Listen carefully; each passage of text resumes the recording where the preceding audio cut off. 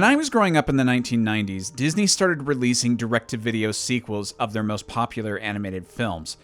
I'm sure a lot of this was a quick money-making ploy, and most of the ones I've seen are pretty bad. But I do know some of these were originally meant to advertise TV shows and act essentially as pilots. Return of Jafar and Milo's Return come to mind here. The Clone Wars was pretty much a theatrical version of one of these, promoting an upcoming TV show in a bigger way. However, it reminds me more of Batman Mask of the Phantasm, in that it was turned into a theatrical release almost as an afterthought. There was no real marketing push for it due to it being a last-minute release, and most people today either don't know it was released in theaters, or, in the case of the Clone Wars, have completely overlooked or forgotten it. Yet, not only was I aware of it and went to see it in theaters, it unfortunately colored my perception of the upcoming series to the point of killing nearly any interest I had in the show. There are some people I know who still will not watch the show because this film soured them that much on the animation style and different takes on these characters. That's the power a failure right out the gate can have on an audience. Look at Star Trek Lower Decks. The first couple of episodes didn't really click with people, and many decided not to continue watching. A shame though, because that show immediately found its footing afterwards and has become a beloved addition to that franchise. The 2008 TV show that followed this film went the same way, and for many contains some of the best stories ever to be released under the banner of Star Wars, and I tend to agree. But as much as I would love to sit here and talk about that show, that's not what this video is about. We're here to talk about the 2008 pilot. Some may cry foul on me for including it within a review series that covers the live-action films, as it essentially is 4 TV episodes re-edited to be a movie, but my justification for doing it comes directly from George Lucas himself. He saw the footage and felt it could compete or at least justify its existence alongside the other cinematic releases, be it visually or on a storytelling level, so I'm going to take him at his word. The Clone Wars came about because of a previous positive experience Lucas had with Star Wars animation. If you know your history, you know the series has been adapted into animation several times before the 2008 effort. From the 2-season Ewoks cartoon to the Droids animated show, and, of course, the animated segment of the infamous holiday special. In the lead-up to Episode 3's release, Lucas worked with Genndy Tartakovsky on a 2D micro-series called Clone Wars, which led right up to the crawl of Revenge of the Sith. Lucas had so enjoyed exploring the Clone Wars in a way he couldn't do in live action that he started thinking about expanding the scope of the project. This new endeavor wouldn't be tied into the earlier effort, but would be its own thing, and treated as a defining piece of the ongoing canon like the films were, and would eventually lead to the creation of Lucasfilm Animation.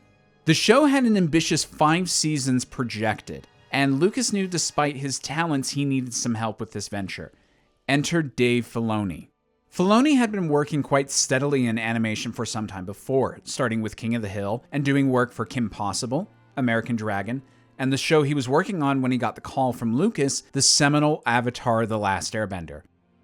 Filoni was a die-hard Star Wars fan, having dressed up as Plo Koon for the opening night of Revenge of the Sith, so he was understandably excited and nervous about working with George on telling more stories about Anakin and Obi-Wan during one of the most pivotal times in this universe.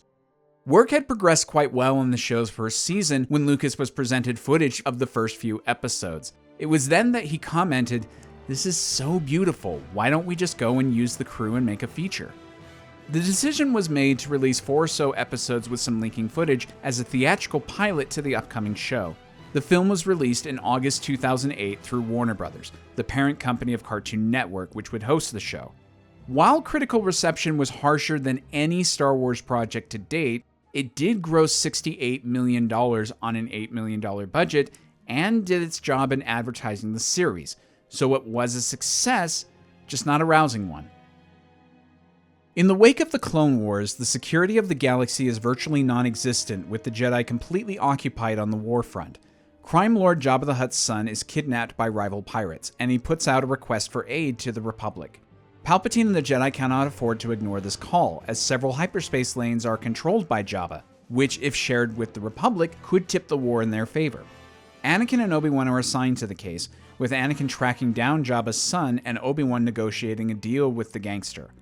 This time, though, Anakin will be joined by his new Padawan, Ahsoka Tano. However, their relationship is off to a rocky start, partly due to Anakin never having asked for nor wanting an apprentice. Once they track the son down to Teth, they realize this is part of a deception orchestrated by Count Dooku and Asajj Ventress to gain control of the hyperspace lanes. As such, a simple rescue mission becomes a critical moment in the war effort to restore peace and justice to the galaxy. Now, I'll be the first to acknowledge that the title of Worst in the Series is subject to a lot of heated debate, and that's because the Star Wars films are wildly inconsistent in quality. There is a sizable group that insists the sequel trilogy is the worst thing to happen to the franchise, and to humanity, according to some I've spoken to. There are others who think the franchise hasn't delivered a solid film since Return of the Jedi in 1983, and that it's long overdue for retirement. However, there are still quite a few who love the franchise and actually like most, if not all, of the films in some way. For my part, there are only 2 Star Wars projects that I genuinely don't like.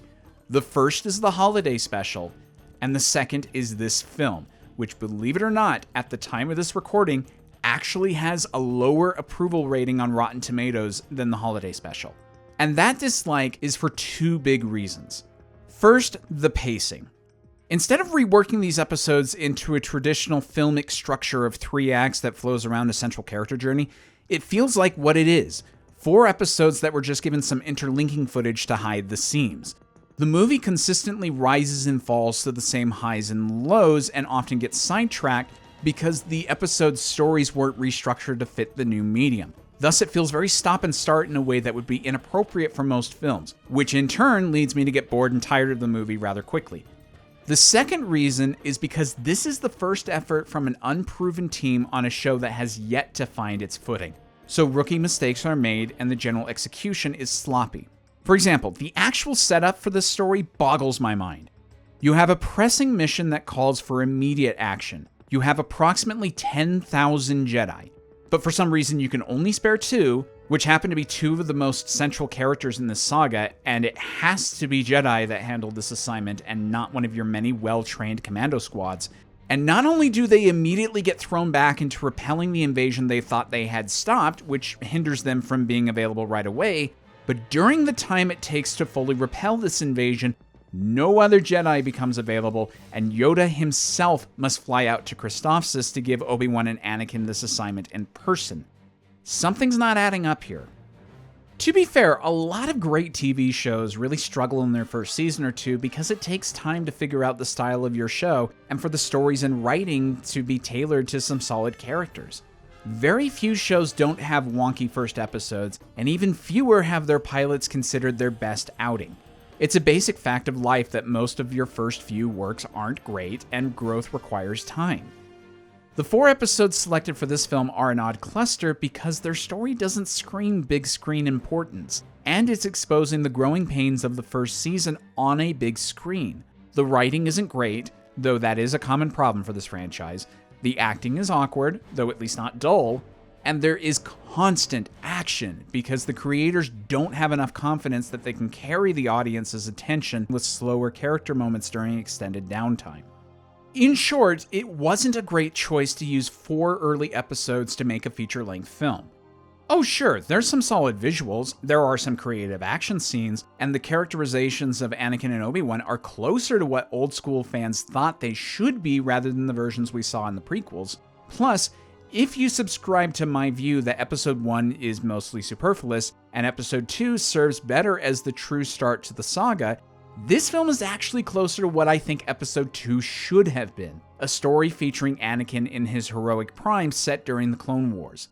But by not crafting a story suited to the cinematic format, and showing off the style of the show before it's coalesced into something more solid, Lucasfilm took a big risk that the name of Star Wars and the visual elements would be enough to appeal to general audiences to overlook the flaws. And let me tell you, they did not.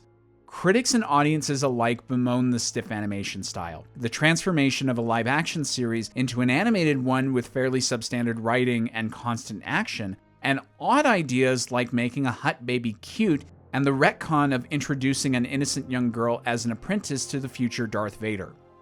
As far as I'm concerned, the animation style was indeed a jarring one at the time, but has become a non-issue in later years. The introduction of Ahsoka was an idea I was vehemently against for a long time, as I saw it as a cynical marketing ploy to try to get young kids into Star Wars, which in turn reinforces Lucas's condescending defense for the prequels, insisting that Star Wars was made for children. It seemed to suggest that the series as is needed help in that area, which is obviously not true, since most of the people that got into Star Wars did so as kids through the live-action films.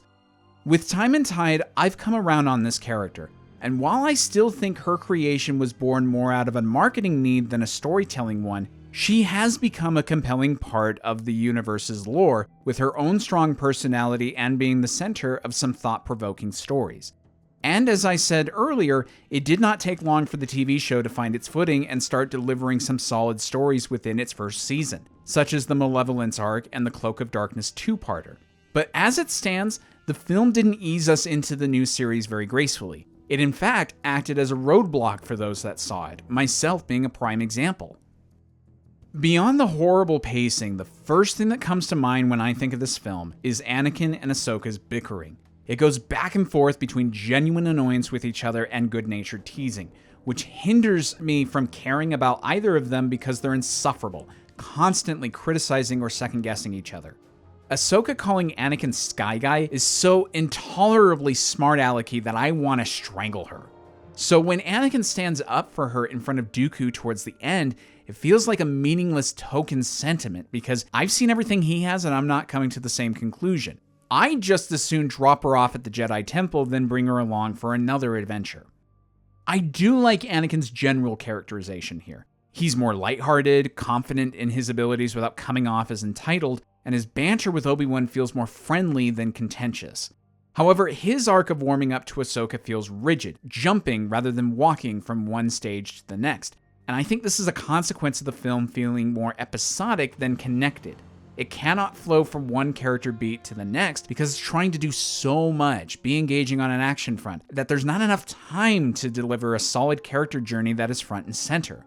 Sure, we get moments of Anakin training Ahsoka on the fly and a couple of heart-to-heart bits, but they're not nearly present enough nor cover enough ground for me to feel like they've earned the meeting of the minds and hearts at the end. Obi-Wan is a bit more sassy here than before, closer to his Episode 3 persona, and I'm good with that. It makes him a charming yet wiser character, which is right on the money for an Obi-Wan that doesn't have to treat Anakin like a petulant teenager anymore. However, he is sidelined this time out, so I don't have much more to add. Padme seems forced here, so I'm not impressed with anything involving her. The dark side characters are okay. Dooku feels pretty correct, though I have no idea why they felt the need to get Christopher Lee back given that almost everyone else is not voiced by their film counterparts. Asajj Ventress isn't a character so much as a physically present face of evil, so I can't get excited by her finally getting to appear in a feature film. I think she's supposed to be a mirror for Ahsoka, both being underlings trying to earn their master's confidence, but it doesn't work like it should because we spend so little time with Ventress getting to know her as a character. The battle droids do have their moments of genuine humor, like the droid screaming "why" when Ventress pushes him over the edge, but they mostly come off as so stupid and incompetent that it undermines the idea of the Separatists being a genuine danger to the galaxy. I hate Zero the Hutt. Yes, the story needs a traitor within the Hutt clan for the kidnapping to work, but other than the voice, I find nothing compelling or special about the guy. He's so cowardly and inept that I wonder how he ever came to a position of power.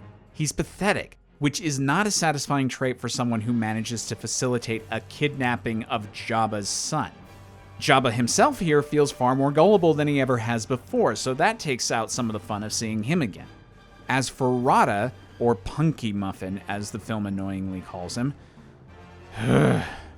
he supposedly is coming back for the Mandalorian and Grogu film next year, and I'm curious as to why they chose him specifically since we haven't seen him play a key role in any other canonical story. So let's talk about some production elements. The music is done by Kevin Kiner, a veteran film and TV composer who would go on to do a lot of Star Wars shows. The switch in sound palette from John Williams' more traditional style to Kiner's more diverse one with unique instruments never heard in the franchise before is another that initially jars with me. He does use some major themes from the films. I love his use of the main theme in the opening, and using unique sounds helps to broaden this show's creativity. Yet almost none of his original music really stays with me, except for his Cantina music. It's not terrible, it's just not one that stands out even amongst Star Wars scores today. The action scenes are mostly serviceable, though not as dynamic and fluid as I would like. The best one is the Tet attack, with the walkers and troopers rappelling up the side of the cliff. That's such a cool setup, and I think the film makes the most of it.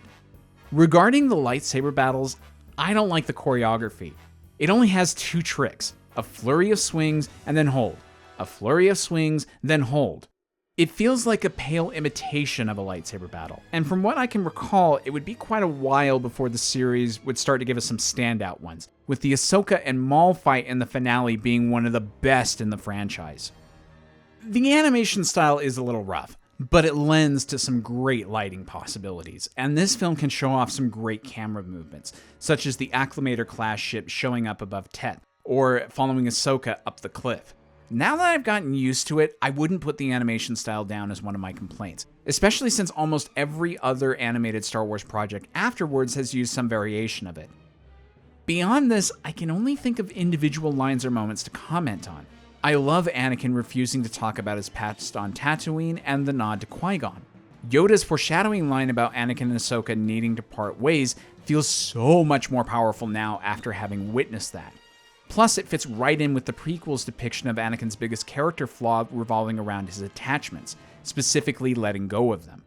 But there were plenty of other moments, like Ahsoka suggesting they fight their way through the Shield and an entire droid army, Ahsoka telling the story of her rescue of Anakin to the clones, who think it's hilarious, and Anakin saying that smugglers usually get their way. All of these make me shake my head.